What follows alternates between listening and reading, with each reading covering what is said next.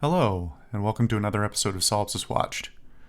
I'm your host, the Social Solipsist, and this week, over the last couple of weeks, I've watched Mobile Suit Gundam 2, Soldiers of Sorrow, and Mobile Suit Gundam 3, Encounters in Space. The first one is from 1981, the second from 1982. Now, this is a follow-up video of sorts to the video I made a few weeks ago about Mobile Suit Gundam 1, or Mobile Suit Gundam the movie. Again, I'm going to recap this a little bit. These are compilation films, all of them, of the original Mobile Suit Gundam show, also known as Mobile Suit Gundam 0079. And after watching the first one, I was hesitant. Now, again, recapping a little bit, my feelings on what I've watched of Gundam have been a little bit mixed with time. I've only ever watched the original series, and I watched it in the original Japanese with subtitles, and I watched the best version I could get at the time, but that was many years ago now. And I was aware at that time that the movies existed as well, but figured, I'm probably better off seeing the full story, not the clipped-down story. And now, having watched all three of the films that summarize the content of the series, I think it is served much better to watch the movies. Now, it's not going to be for everyone. Some people are going to want to see every last little bit of the TV series, and I respect that. But at the same time, there is a bunch of new content, as I understand it, in the movies. And since I'm not comparing them side by side, I cannot speak to exactly how much is added or removed. And I don't have, my memory is not clear enough for that. But what is there is pretty good. And that's coming from somebody who was sort of hesitant about the series. My memory of the series was that it was often pretty slow, kind of awkwardly paced, often delving into heavy topics without really dealing with them properly. And giving them the due reverence they deserve, but still meaningful in terms of opening up a lot of complex considerations, and certainly paving the way for, mecha anime in particular, and all of anime in general.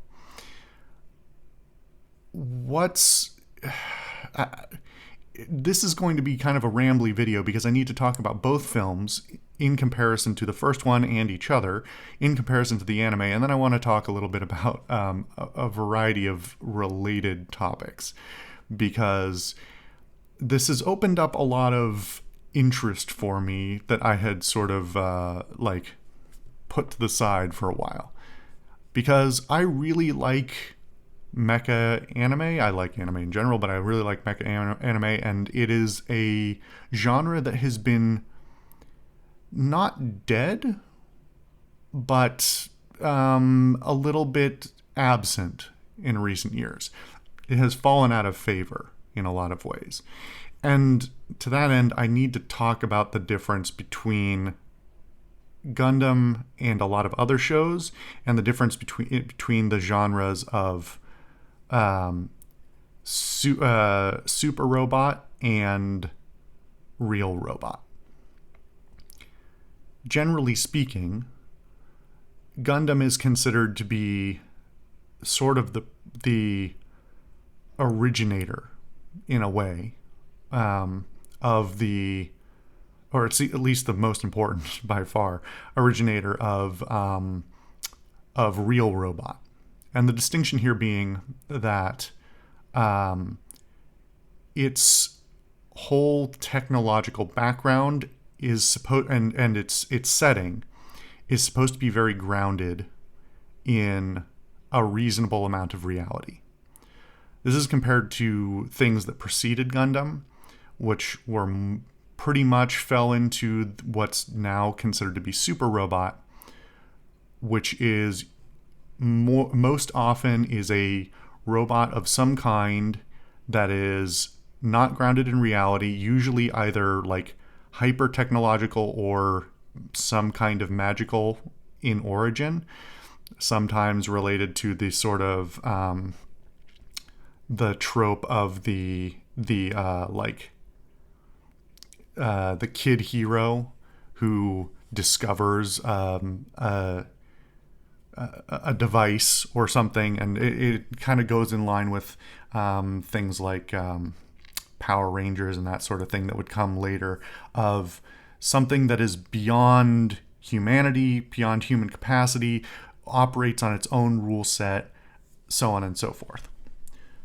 This has been particularly interesting to me for a long time, and as I mentioned in the previous video, I have several years ago now made a video all about the problem with mechs and robots, because I love mechs and robots, but there's a lot of problems with how they're portrayed often.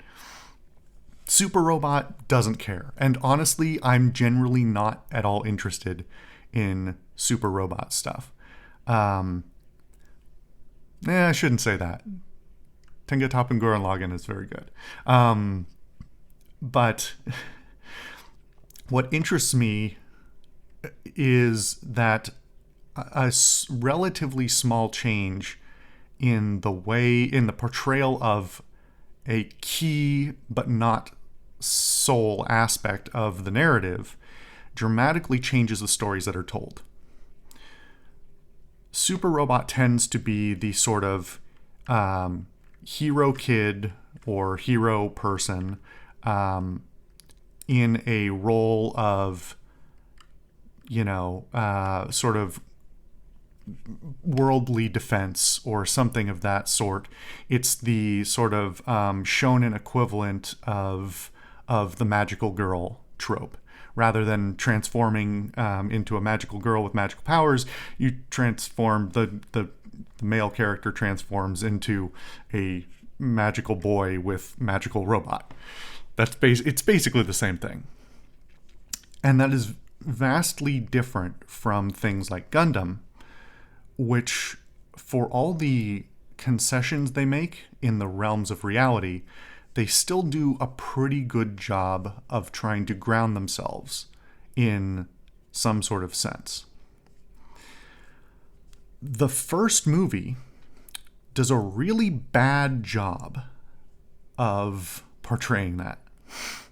And to that sense, the first third of the original show.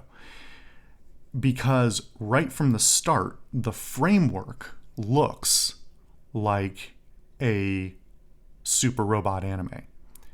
Kid finds robot, is magically good at using it, and it seems to just suit him, and he's, the savior of the universe kind of thing. Now, that is mitigated over the course of that first movie and the first third of the show by a whole lot of more realistic elements. The very real stresses that he faces, the lack of total competence, all of the things that go on around Amuro as a character and his friends and his family and the realities of war. Those are all present in the first film, but they become much more apparent in the second. So before I delve into the plot of the second, I need to talk about the framework of the second. The problem with the second movie is that it's a bad movie. And that's not because its content is bad. It's that it makes for a good show and not a good movie.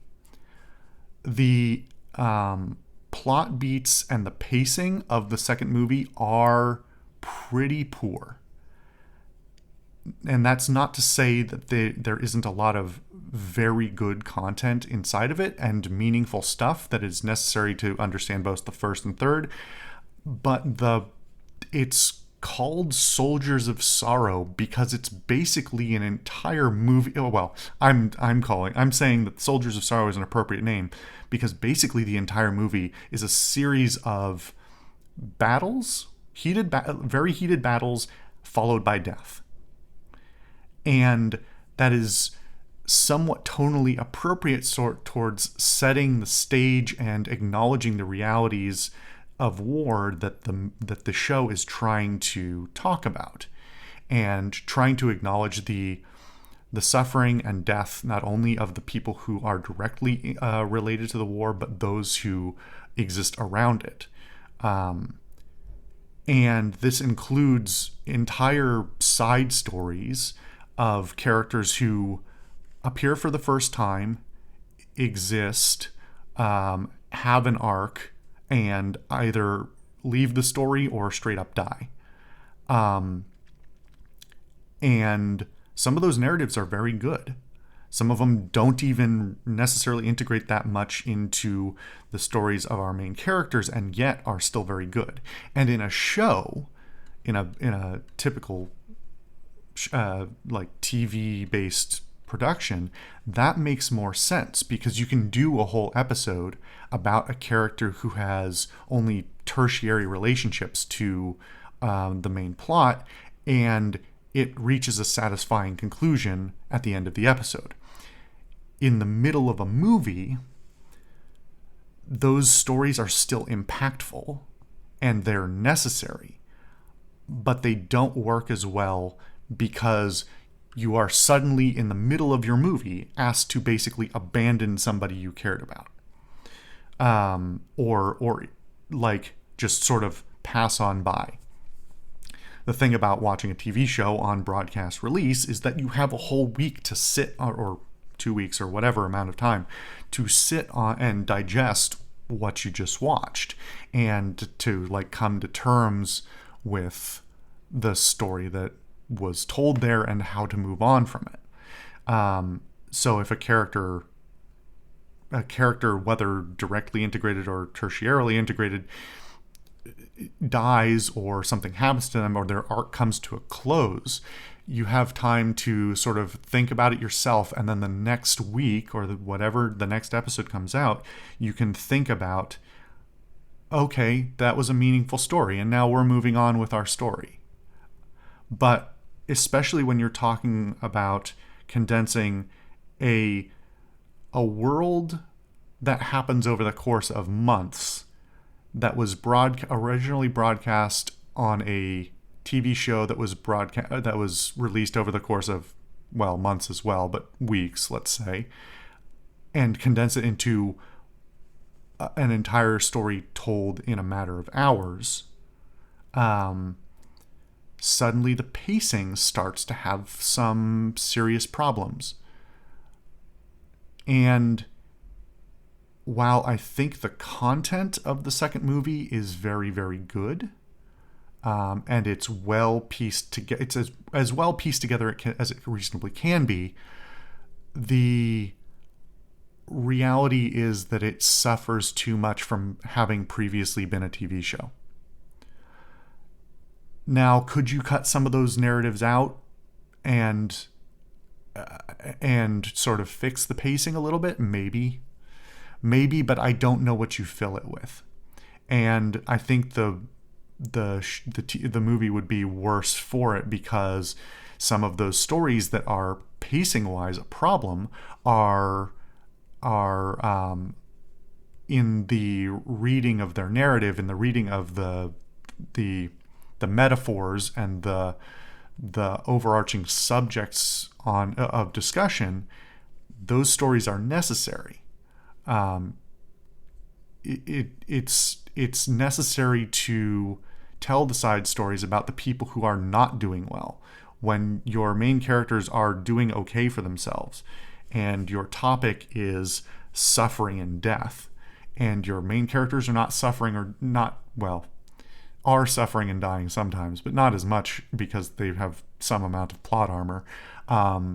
Having side stories is very important to the tone, but it starts to hurt the structure of a movie. So, moving on to the third movie. Well, okay. Let me talk about the second movie's production. The production is for the second movie is pretty good. I think as reasonably good as it could be under the circumstances and the original content that was being adapted. The music is not as notable, I feel like, as the stuff in the first movie, and not as notable as the stuff in the third movie. But I think overall production quality is better than the first movie. I don't know how much of that is a difference of the original content, that the animation style and the direction got more clear as the show went on. Maybe that may just be the primary reality of it. But overall, I think the construction of scenes, and especially since there are so many battle scenes in the second movie, those are much better constructed than the ones in the first movie. And that's not just because the battles get bigger or something like that. They are choreographed and presented and framed in a better way than in the first movie. The first movie really has some weird and sloppy production of the robot parts of the show at some times. And the second one does not have that nearly as much. But that's going to be my leaping off point into the third one, because the third one by far is the best. And again, not comparing these side by side to the show, I don't know, but my understanding is that a substantial amount of the third movie is new content, new or revamped content. And that would make sense to me because by far the third movie is the best. Now, part of that is just plain structural. I think that, I don't know, part of me wishes I had watched, the 14 whatever episodes that the third movie is based on. Maybe I'll go back and do that at some point. But the overarching, the arc of the movie is the strongest by far. It has a pretty clear beginning, middle, and end. It has its clear villains, heroes, anti-heroes, foils, etc., etc. It has an even better presented deepening of character and emotion and genuine moral and ethical struggles, and fits very satisfying tonal beats. In stark contrast to the second movie, it really has a very, very good structure for a movie. It has escalation, progressive escalation, intrigue, a final sort of climactic battle that extends in a very satisfying way and has a lot of multifaceted features to it that make it very engaging for a variety of different subject interests, I guess, and then comes to a pretty satisfying conclusion.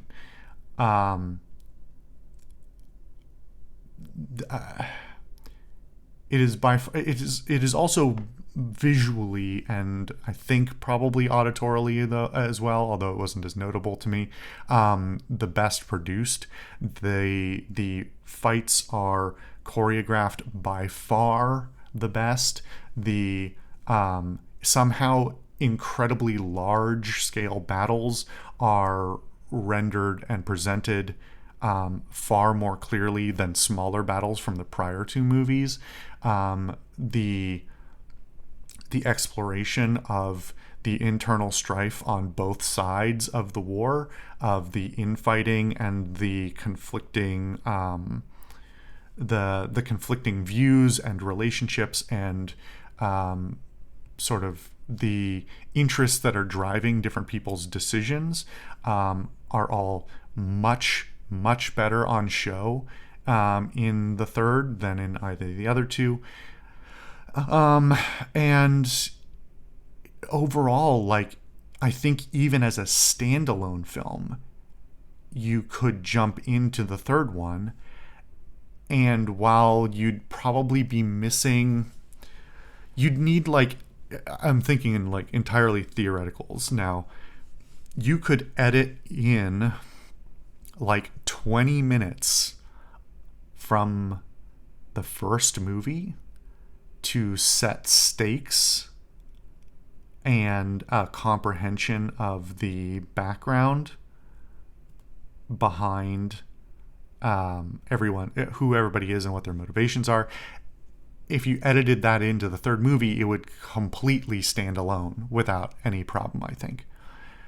In contrast to the first one, which I think spends a little too much time lingering sometimes trying to explain itself when it should just sort of ask everybody to just roll with it. And the second one, which really doesn't have a really solid beginning or end, and definitely requires you to know, have watched the first film.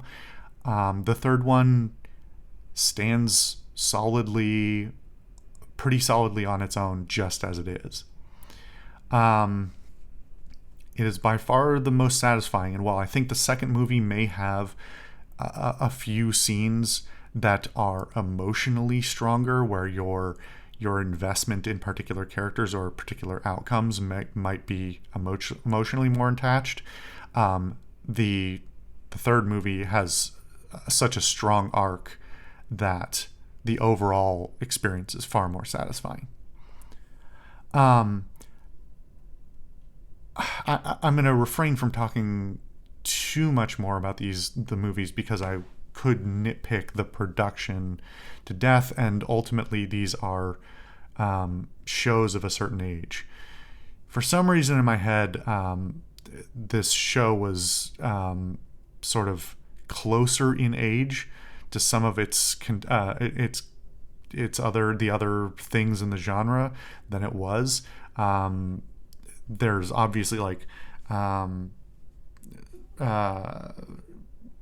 Space Battleship Yamato is preceding this, and Macross exists almost contemporaneously with this. I've never watched the original Macross series. That's on my list at some point. But a lot of the sort of notable comparisons that are made, obviously a bunch of them come from the 90s, but like a lot of them are from the late 80s as well. Other than Macross, like, I don't know if there's a lot of big names that come out right at this time, and trying to compare animation quality and animation styles as well is something that I am very tempted to nitpick, but ultimately I have to say this was an anime TV show made in a period when anime TV shows were not given a lot of budget. Like, they were made pretty cheaply. And so I'm just sort of going to let it get away with all of the production issues that I see with it on the basis of the period in which it happened. And because, frankly, I don't have the historical knowledge to properly critique it without sounding like an asshole. But this has gotten me thinking more and more about sort of the anime space that these movies exist in, that the shows exist in, and that all of the Gundam stuff that would follow exists in. And I was trying to find other Gundam content to sort of touch on, to try and draw direct comparison to, and I've refrained from delving. Maybe this is something I'll do far in the future. I have not delved into any of the other Gundam animes. I was very tempted to just start watching Zeta and compare it 1-to-1, since that's the kind of the next thing. But that really wouldn't be fair, and also is a time investment that I don't really have right now. I'm also told that the Zeta movies are not as good compared to these. the Zeta movies are not necessarily the right call, that the TV show is really the way to go. But I don't know. That's neither here nor there. I'm going off on a tangent. The one thing I did want to call out, though, is this is going to get confusing, is Gundam the Origin, the manga, which is not the same as Gundam the Origin, the anime. They are completely different things. Gundam the Origin, the anime is, or OVA, I think, it is a completely different story set in the years before this show, pre 79. Gundam the Origin, Mobile Suit Gundam the Origin, the manga, is a retelling of the 0079 story in manga form that was made in 2001, I believe. There is also a manga that was made almost contemporaneously with this show / movies that I cannot find anywhere. And frankly, even these movies and the show have such a sort of storied history in terms of their production problems and fights between the artistic side and the production side, and the like sales, the suits, that frankly, like, it's fascinating history just in terms of, it turns out actually that the director of the show and the designer of some of the most iconic mobile suits and things from this show and the ones that would follow actually really hates the RX-78 and hates the color scheme, and despite that being one of its most iconic features, thinks it's incredibly stupid and looks terrible. And I agree. Watch my mecha video dissecting the frog mecha, because it's terrible. It's a terrible fucking design. It's iconic. But it's stupid, especially for being real robot. It's incredibly stupid.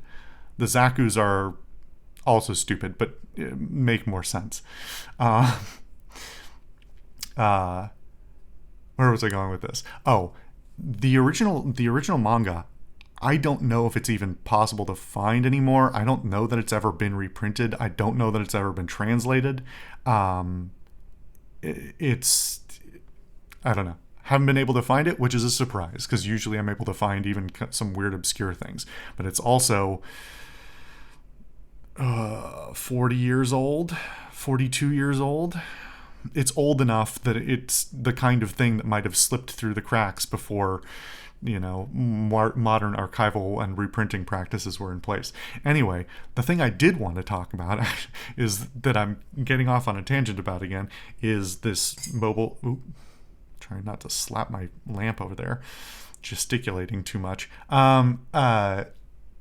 was Mobile Suit Gundam The Origin, the manga from 2001, which I have not finished, but is incredible and does a great job, up to where I've read, of condensing the contents of the show and or movies into a shockingly few number of pages, while, in my personal opinion, capturing the tone and intention of the original series and movie more than either the show or the movies has. There's some truly incredible artwork being done, and even if you just like go read the first few pages, I think the visuals are striking. I've talked before in the context of a lot of different things about how limitations are often the mother of innovation, or whatever other version of that quote you want to use. That when you have to work within a really restricted set of rules, and in this case we're talking about flat images on a page in only black and white, the things that can be created or are created are often some of the most striking. And I think this manga deserves recognition for just how beautiful it is and how well it captures especially light and darkness and motion, to the point that I was actively reading it going, this manga has far more impact and like beauty in its action than the movie or TV show does, which is kind of bad. It's kind of a problem, but it's, it's one of the issues with being an early in the development of a particular media, in this case mecha anime or anime in general, in a way, that you're gonna not do the best job all the time, especially on reflection 40 some odd years later. And I don't know, I don't even know where I'm going with this thought, other than to say that manga is real good. It's beautifully drawn, and it captures both action and emotion in, to my mind, so much clarity that it almost embarrasses the original content. I believe that it is co-written, or it's written by, I'm forgetting his name. Is it Tomino? The director and writer for the original show and the whole IP in general. So it's not like he was divorced from it, but I don't remember who the artist or team is on it, but it's really good. So go check that out. I may or may not have remembered to throw up an image of it on the screen right now. I'm really glad I watched these movies. I'm glad to be touching mecha of any kind again. I'm glad to be sort of re-delving into Gundam in general. This is really driving me to start getting a little bit back into, like, maybe not becoming like a big Gundam fan, but at least trying it out again. Because once upon a time, watching the Gundam 79 show, it left a pretty bitter taste in my mouth. Or, well, that's maybe too aggressive. Left me a little nonplussed. So this has been kind of a fun ride. If this is something you're into, then I think you'd be missing out not to at least try out the movies. They're only a little over 2 hours each. And if you're a manga reader, then check out the manga. Anyway, thank you guys for watching another episode of Solipsist Watched. I've been your host, the Social Solipsist, and I'll see you guys next time.